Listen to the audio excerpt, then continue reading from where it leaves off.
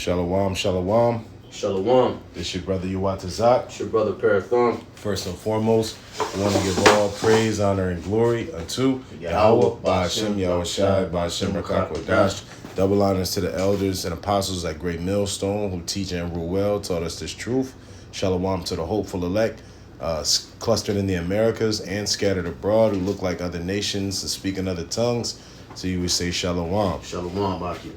So, I was having a conversation with a brother, and, he was kind of giving me a testimony to what I think everybody everybody falls victim to once they get into this truth and they really start believing. You get an excitement, your zeal, you on fire, and one of the first things you want to do is tell your loved ones, and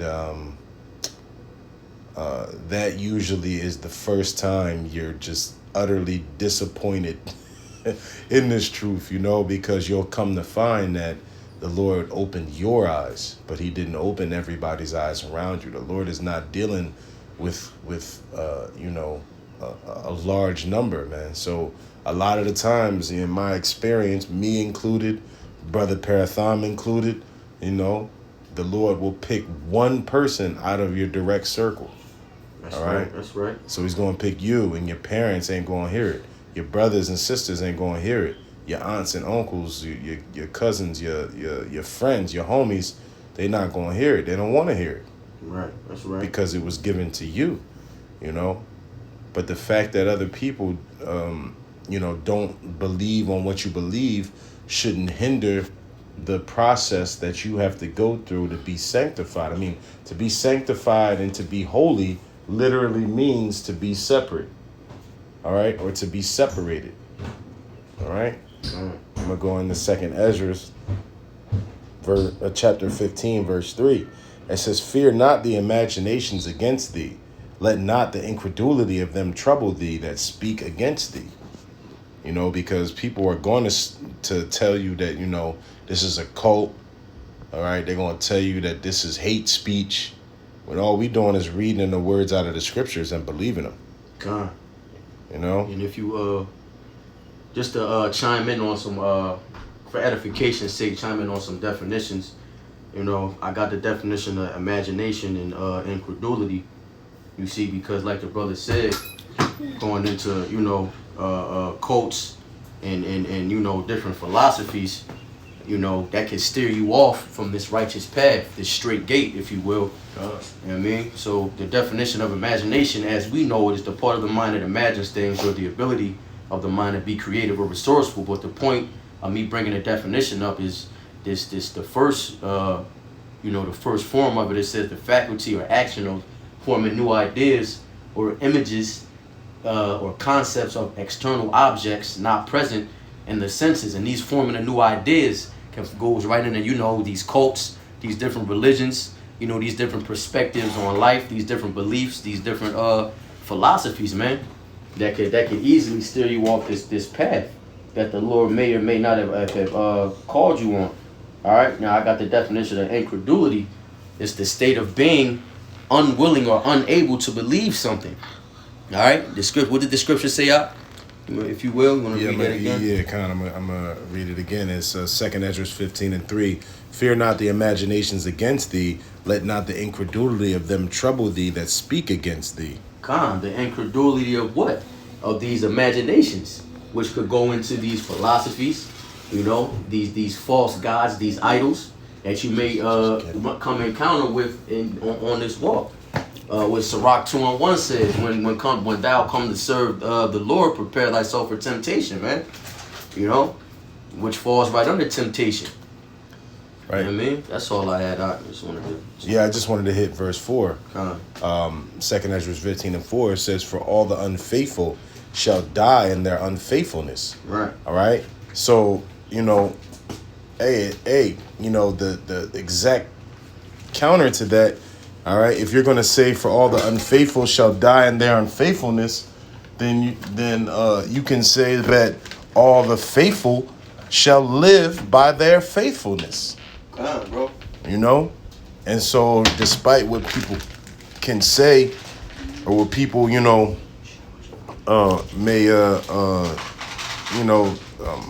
imagine and tell you, the different vain philosophies of the world that they'll try to use against you. Hey, man, stay faithful, because they're going to see their end in their unfaithfulness, and we're going to see the beginning because of our faith. God, you know what a popular one is? A popular one amongst in today's present time? The woman. Oh, of course, man. Putting the woman on a pedestal and believing in your woman. The black woman is God and all this. Black woman is God. Crazy shit. Man, you talking about the same bitch that uses Gorilla Glue and gets famous off it. You know what I mean? I don't even want to go. But you're right, though, because let's look at Job, man. Job was in a trial, you know what I mean?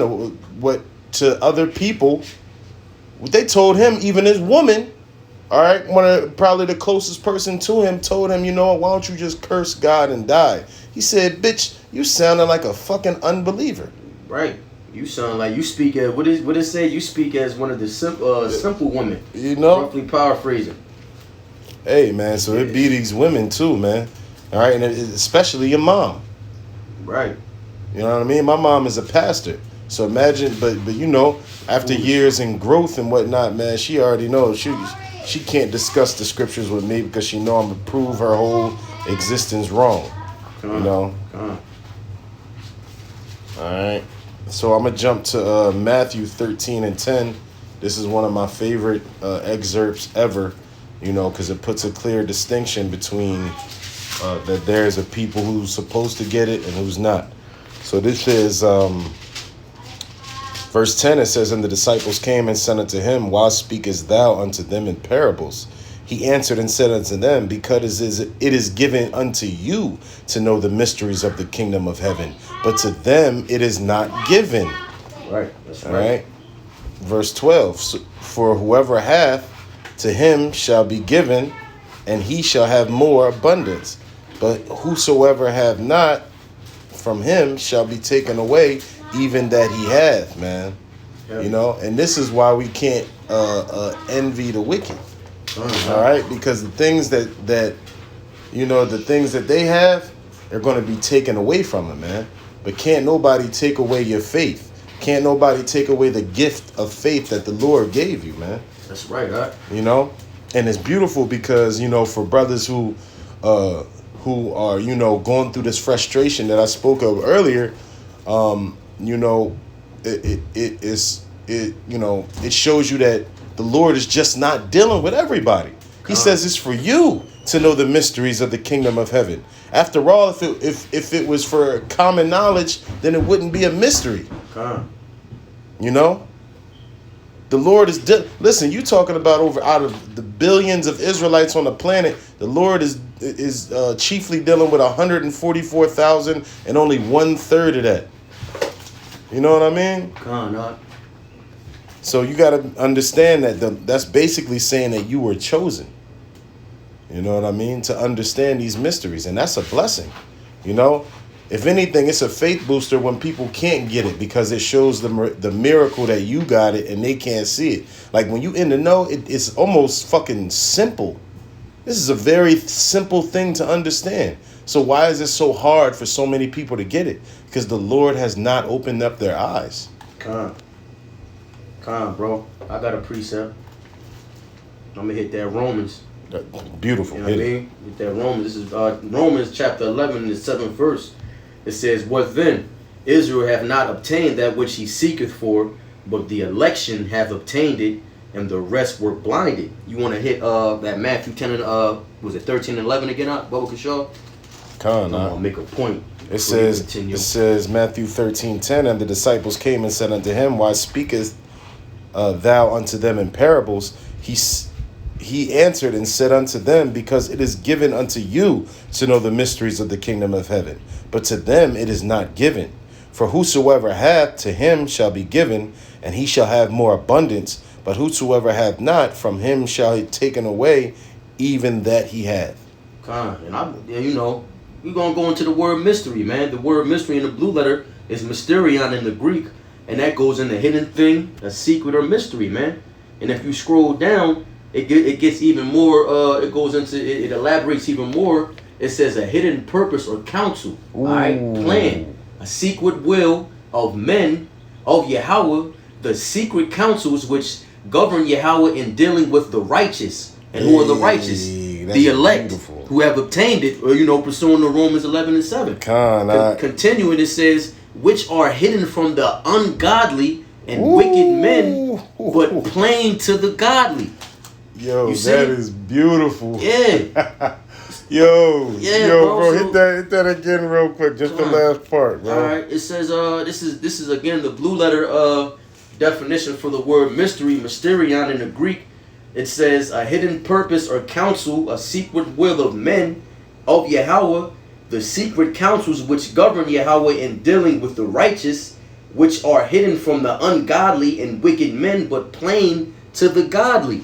Yo, so the mysteries of the kingdom of heaven are made plain to the godly, but yet the ungodly can't get it. So that sounds mysteriously like the first verse we got, the second part, which is verse 4, that says all the unfaithful shall die in their unfaithfulness, because they weren't given that gift of faith. And so they revel in their unfaithfulness, man. And I'm going to hit Romans 11 and 7 again just to, hit that last nail on the coffin, seal it up.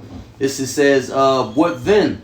Israel hath not obtained that which he seeketh for. What didn't he obtain, man? What didn't they obtain? The mysteries. All right? But the election hath obtained the mysteries, and the rest were blinded. All right? Beautiful, right? You know what I mean? The rest. Which, and you read down to what? Because they see it, Romans 13 and 13. Therefore I speak unto them in parables, because they seeing, see not, and they hearing, hear not, neither do they understand. So that's a beautiful link up right there. All right. Another good one that I'm thinking of now is in the it's in the book of Hosea, 4th chapter and 6th verse. It's a lot here.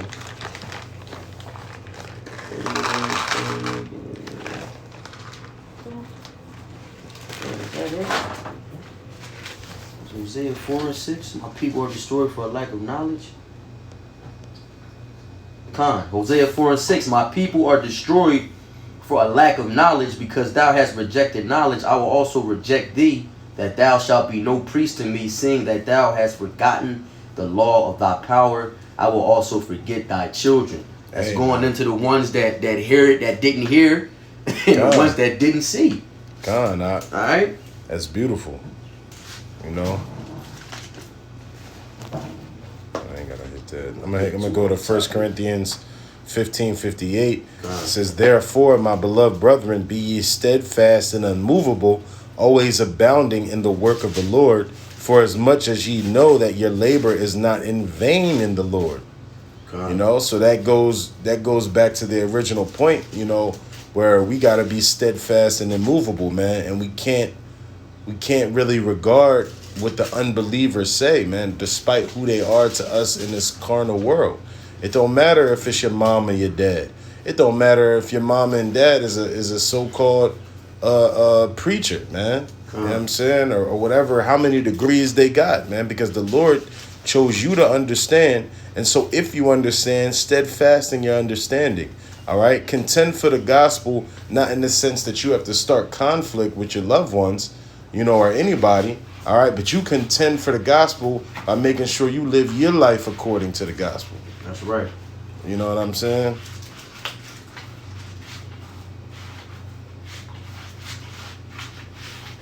This is 2 Peter 3 and 14. Okay, bring it up. Wherefore, beloved, seeing that ye look for such things, be diligent that ye may be found of him in peace, without spot, and blameless. Man, just to land back off the brother, man. That's beautiful. Going into being unmovable. Hit that again, because I got something to go right with that. It's 2 Peter 3 and 14. Wherefore, beloved, seeing that ye look for such things, be diligent that ye may be found of him in peace, without spot, and blameless, man. And how do you be in peace without spot or wrinkle? by having faith, right? So it talks. So what it's talking about when he finds you, that means when he comes, right? That's right. Luke 18:8. I tell you that he will avenge them speedily. Who?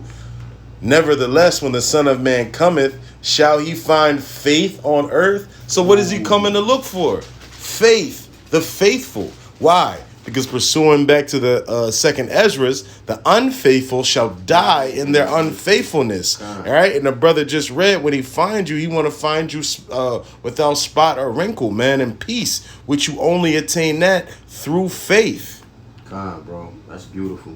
All right, so he's coming to avenge them that had faith in him, and by faith you'll also do the works. God. You know what I'm saying? It's beautiful. Faith. That's what I'm saying. This is a faith-based thing, man. This ain't nothing, where, you know what I mean? It's not all about the laws. Right. All right? Because you're going to follow the laws because you have faith in the person that gave the law. That's right. You know? Let me hit this because it go right into the, It's 1 Peter 1:7. That the trial of your faith, being much more precious than of gold that perish, though it be tried with fire, might be found unto praise, honor, and glory at the appearing of Yahushua Mashiach. Beautiful. So once again, when the Lord comes, man, he want to find you without spot nor wrinkle, man. All right? You want to be found unto praise, honor, and glory at the appearing of Yahushua Mashiach, man. All through faith. Bro. No? Faith is the substance of things hoped for and evidence of things not seen. Not Hebrews 1:11. So this is Galatians 6:9. And let us not be weary in well doing, for in due season we shall reap if we faint not. So continuing in the faith, man, being steadfast and unmovable, man. All right, and those who endure to the end, the same shall be saved. Okay? You got anything out? Hey, what did you just read, Salaki? Galatians 6:9. Galatians 6:9. Now, you know what, bro? Let me hit, Salaki. Let me hit John. John real quick. John 15.